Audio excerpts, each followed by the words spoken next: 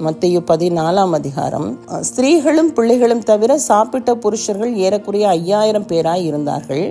இயேசு ஜனங்களை அனுப்பிவிடுகையில் தம்முடைய சீஷர்கள் படவில் ஏறி தமக்கு முன்னே அக்கறைக்கு போகும்படி அவர்களை துரிதப்படுத்தினார். ஆண்டவர் அந்த 5000 ஜனங்களுக்கு போதித்து 3 நாள் அவர்களோடு கூட பேசி அவர்கள் சாப்பிட ஒண்ணுமில்லைன்னு சொல்லி கண்டுபிடிச்சு அவங்களுக்கு சாப்பாடெல்லாம் 5 அப்பத்தையும் 2 மீனையும் கொண்டு சாப்பாடெல்லாம் கொடுத்து முடித்த பிறகு அவங்கள அனுப்பி வச்சுட்டு சீஷர்களையும் அக்கறைக்கு போங்கன்னு சொல்லிட்டு போட்டில் ஏற்றி விட்டுட்டு அவர் ஜனங்களை அனுப்பிவிட்ட பின்பு தனித்து ஜெபம் பண்ண மலையின் மேல் ஏறி சாயங்காலமான போது அங்கே தனிமையாயிருந்தார்.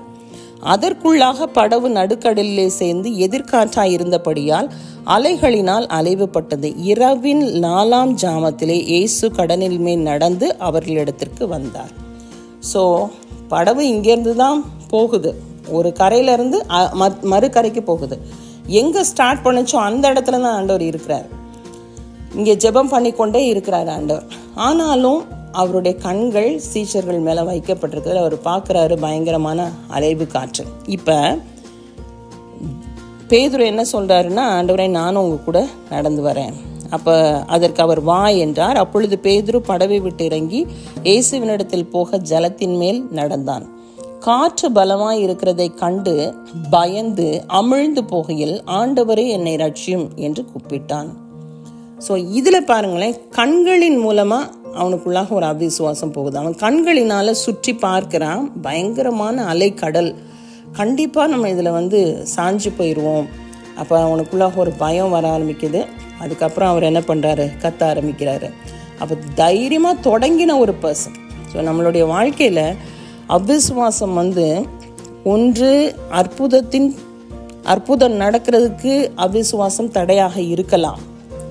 2 அற்புதம் நடந்து கொண்டு இருக்கும் பொழுதே, இப்போ கடலில் நடக்க ஆரம்பிச்சிட்டார் பேதுரு, ஆனால் நடந்து கொண்டு இருக்கும் பொழுதே அந்த அற்புதத்திற்கு தடை எங்கே வருதுன்னா கண்களின் மூலமாக வருது. கண்களின் மூலமாக சிச்சுவேஷனை பார்க்குறாரு. பயங்கரமான அலைக்கடல், அதை இருட்டு, காற்று பயங்கரமாக வீசுது. இதை பார்த்த உடனே அவருக்குள்ளாக அவிசுவாசம்.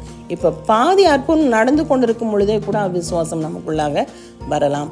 அப்போ நம்முடைய வாழ்க்கையில் ஒரு அற்புதம் நடக்கணும் அப்படின்னு நம்ம யோசித்தோம் அப்படின்னா டெஃபினட்டாக ஒரு ப்ரிப்பேர்ட்னஸ் நமக்குள்ளாக இருக்கணும்.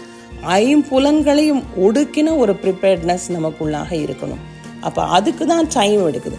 எரிகோ மதில் தளர்ந்து விடுவதற்கு 7 நாள் எடுத்தது. பள்ளங்களை வெட்டும் வரைக்கும் அந்த பள்ளங்கள் நிரப்பத்தக்கதான காற்றும் மழையும் இல்லை. ஆனால் பள்ளங்களை வெட்டின உடனே காட்டாற்று வெள்ளம் அந்த பள்ளங்களை நிரப்பினது. நம்முடைய வாழ்க்கையில் ஒரு அற்புதம் அதிசயம் நடக்கணும் அப்படின்னு சொன்னால் டெஃபினட்டாக நம்ம அதற்குரிய ஆயத்தத்தை பண்ணுகிறவர்களாக இருக்க வேண்டும். அற்புதத்தை எதிர்பார்க்கிற நாம் 5 புலன்களையும் ஆண்டவர் மேல் நம்பிக்கை வைத்து காத்திருந்து அற்புதத்தை பெற்றுக்கொள்வோம்.